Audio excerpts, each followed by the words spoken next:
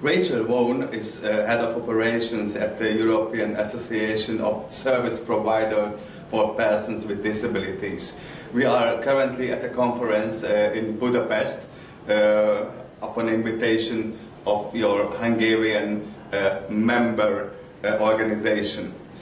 How many countries and organizations are you representing as an umbrella organizations in Brussels? So ESPD is the leading voice of disability services in Europe. Through our 210 members, we represent around 20,000 support services across 50 different countries. These countries are largely located in Europe.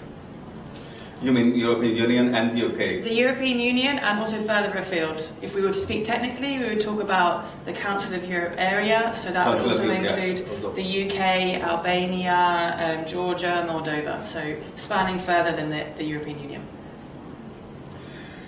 What are the current political tendencies about the inclusion of disabled people regardless of the concrete disabilities, so generally of the several disabled or just slightly disabled and any kind of disabilities? Are there big differences among the member states? Which are the most improved? Which are the worst? How is it generally? We're seeing generally across Europe greater political instability and also an increasing focus on the need for Europe to be competitive and secure its defence further.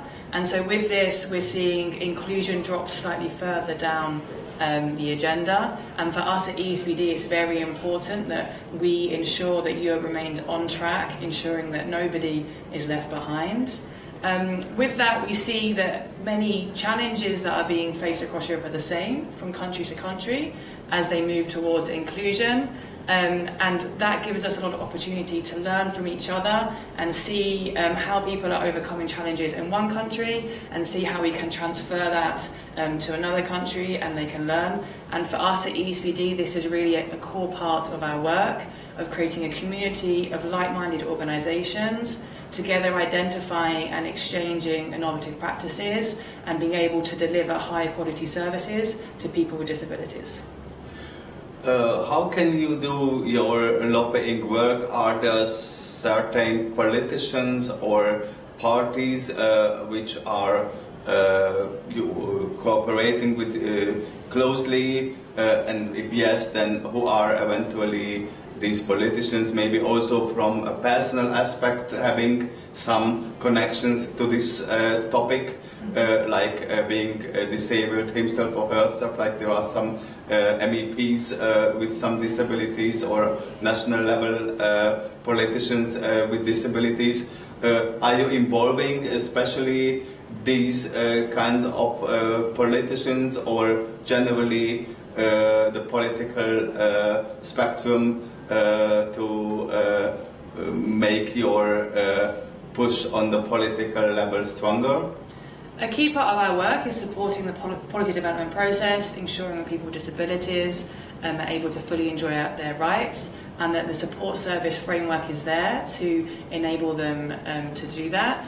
At ESPD, we're committed to helping the work of policymakers. We take a bipartisan approach and we're there to support MEPs, members of the European Parliament or other policy makers, really with providing them with further information of what is the reality happening on the ground, coming from our members, sharing with them, like them being the policy makers, more information about this reality and how potentially EU policies are influencing this reality on the ground and how it can be improved. And what is your plan for the future for this improvement to strengthen the positive effects on the politics regarding the disabled people? So moving forward, the European Union has a number of key tools that it's using to promote the rights of people with disabilities and enable them to live a better quality life.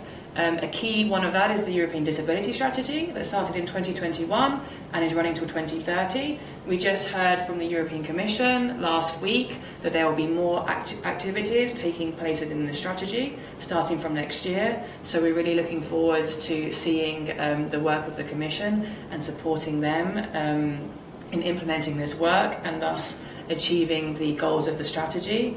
Another point that's very high on the agenda in Brussels right now is the development of the next long-term EU budget. So this will be our long-term EU budget starting from 2028 and running onwards. And we are going to be working with other organisations in Brussels to ensure that rights, social inclusion remains high on the agenda for this budget and will be supported on the long term through European funding. You are British. How is the cooperation between the UK and the EU in this political topic after Brexit? As of now, the UK is not a member of the EU anymore. But for example, regarding the mobile roaming, there are still some agreements which are keeping the UK in the EU roaming policies. Are there some regulations which are still in the UK, and as of you are also including some other countries which are not in the EU, then how can you involve the UK in this political field?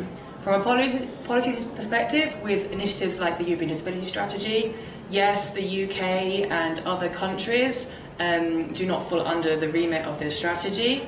But for example, within the UK, they are still just a member of the European Court of Human Rights.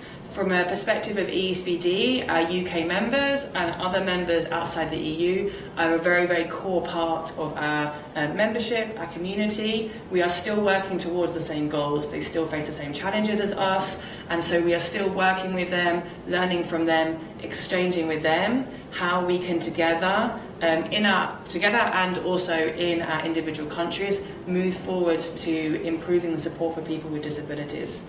And this is really important in our work. Thanks for the talk. Thank you very much.